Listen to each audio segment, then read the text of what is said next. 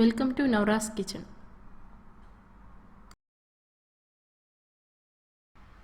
ഇന്നിവിടെ ഉണ്ടാക്കുന്നത് ഒരു മധുരമാണ്.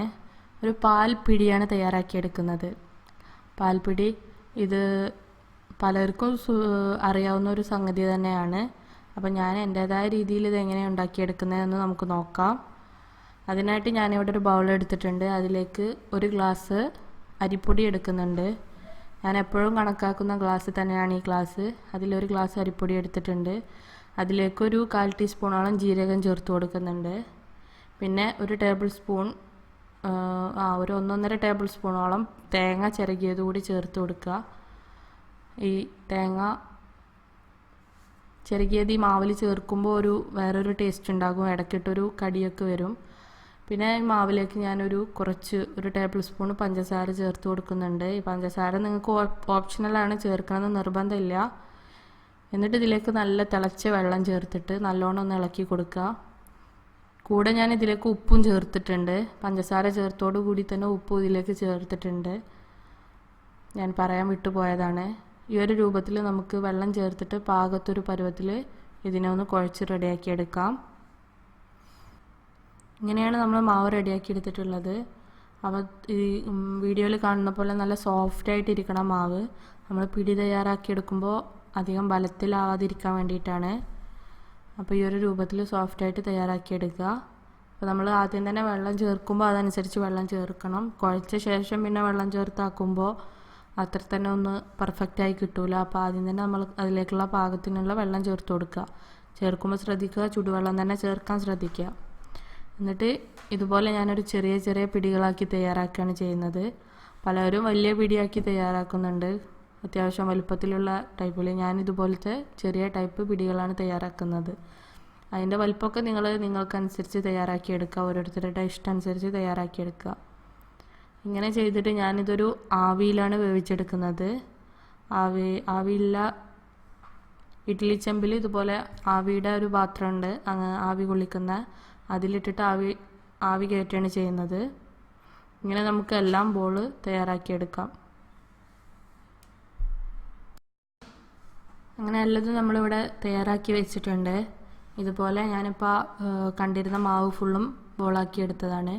അപ്പോൾ നമ്മുടെ ഇഡ്ഡലി ചെമ്പ് ഇവിടെ നന്നായിട്ട് വെള്ളം തിളക്കുന്നുണ്ട്. അതിലേക്ക് ഇത് ഇറക്കി വെച്ചിട്ട് അടച്ചു വെച്ചിട്ട് വേണം നമ്മളിത് വേവിച്ചെടുക്കാനായിട്ട്. നല്ലോണം ഒന്ന് ആവി കയറ്റി എടുക്കുക. ഏകദേശം ഒരു 10 മിനിറ്റിൻ്റെ അടുത്തൊക്കെ പിടിക്കും. നമ്മൾ ഹൈ ഫ്ലെയിമിൽ തന്നെ ഇട്ടിട്ട് നല്ലോണം ആവി കയറ്റി എടുക്കുക. അപ്പോൾ ഇവിടെ ഒരു 10 മിനിറ്റിൻ്റെ ശേഷം തുറന്നു നോക്കിയതാണ്.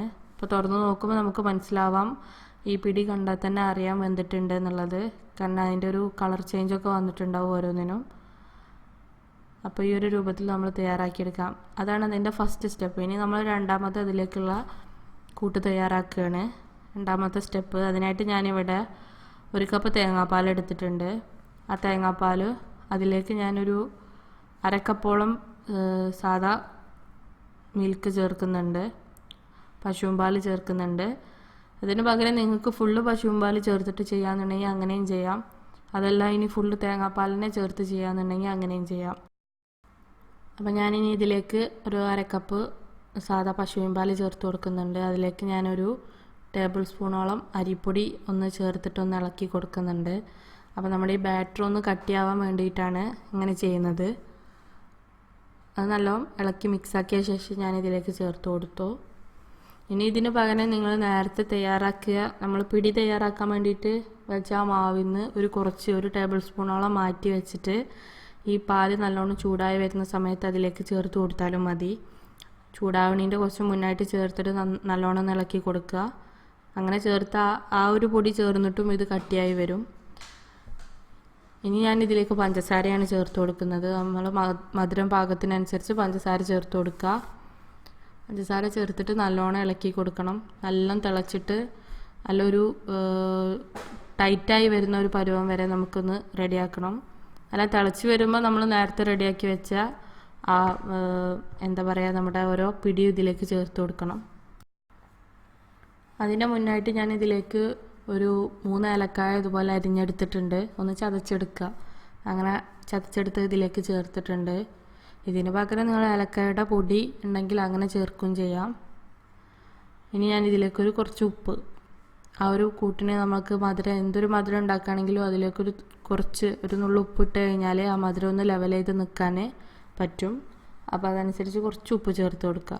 എന്നിട്ട് നല്ലോണം ഒന്ന് ഇളക്കി കൊടുക്കുക. ഈ ഒരു രൂപത്തിൽ നമ്മൾ അരി ചേർത്തതാണ്, അപ്പോൾ അടി പിടിക്കാത്ത രൂപത്തിൽ നമ്മൾ ഇളക്കിക്കൊണ്ടിരിക്കുക. ഇനി ഞാൻ ഇതിലേക്ക് ഈ നമ്മൾ നേരത്തെ തയ്യാറാക്കിയ ഓരോ പിടികളായിട്ട് ഇതിലേക്ക് ചേർത്ത് കൊടുക്കുകയാണ്. പിടി ചേർത്തിട്ട് ഇതുപോലെ നല്ല ഇളക്കി കൊടുക്കുക. നമ്മളൊരു മീഡിയം ഫ്ലെയിമിൽ ഇട്ടിട്ട് ഇങ്ങനെ ഈ ഒരു നല്ല ഒന്ന് മാവ് ഇങ്ങനെ ഒരു കട്ടിയായി വരുന്ന രൂപത്തിൽ, മാവല്ല ഇതിൻ്റെ ആ ഒരു കൂട്ട് ഏകദേശം ഒന്ന് കട്ടിയായി വരുന്ന ഇതുവരെ നമുക്കൊന്നിങ്ങനെ ഇളക്കി ചേർത്ത് കൊടുക്കാം. പിന്നെ കുറച്ച് തണുത്ത് കഴിഞ്ഞാൽ അതൊന്നും കൂടെ കട്ടിയായിട്ട് വരും. അപ്പോൾ ഈ പിടി ഇതിലേക്ക് കിടന്നിട്ട് ആ തേങ്ങാപ്പാലിൻ്റെ ടേസ്റ്റൊക്കെ ആ പിടിയിലേക്ക് പിടിക്കും. അപ്പോൾ നമ്മുടെ പിടി ഇവിടെ റെഡി ആയിട്ടുണ്ട്. ഈ ഒരു രൂപത്തിലാണ് ഞാൻ തയ്യാറാക്കിയെടുക്കുന്നത്. നല്ല ടേസ്റ്റിയാണ് ഇത് തയ്യാറാക്കിയെടുക്കാനായിട്ട്. അപ്പോൾ ഞങ്ങൾക്ക് എല്ലാവർക്കും ഇത് നല്ല ഇഷ്ടപ്പെടും, കുട്ടികൾക്കും ഇഷ്ടപ്പെടും. അപ്പോൾ എല്ലാവരും ഒന്ന് ഇത് ട്രൈ ചെയ്ത് നോക്കുക. അതുപോലെ തന്നെ നിങ്ങൾ ലൈക്ക് ചെയ്യുക, കമൻറ്റ് ചെയ്യുക. പിന്നെ ഈ വീഡിയോയിൽ നിങ്ങൾ കാണുന്നത് ആ പാത്രത്തിൽ കാണുന്നത് ഏലക്കായുടെ കുരുവാണ്. ആരും തെറ്റിദ്ധരിക്കണ്ടെന്ന് കരുതി പറഞ്ഞതാണ്. അതുപോലെ തന്നെ നമ്മൾ പിടിയിൽ ജീരകം ചേർത്തിരുന്നു, അതാണ് ആ പിടിമ കാണുന്നത്. പക്ഷെ ആ ജീരകമൊക്കെ ഇടയിൽ കടിക്കുമ്പോൾ നല്ല ടേസ്റ്റ് ആയിരിക്കും. അപ്പോൾ നിങ്ങൾക്കിത് എല്ലാവർക്കും ഇഷ്ടപ്പെടും. അപ്പോൾ ഈ ചാനൽ ആദ്യമായിട്ട് കാണുന്നവരാണെങ്കിൽ സബ്സ്ക്രൈബ് ചെയ്യുക, ബെല്ലൈക്കൺ ക്ലിക്ക് ചെയ്യുക. Thank you for watching.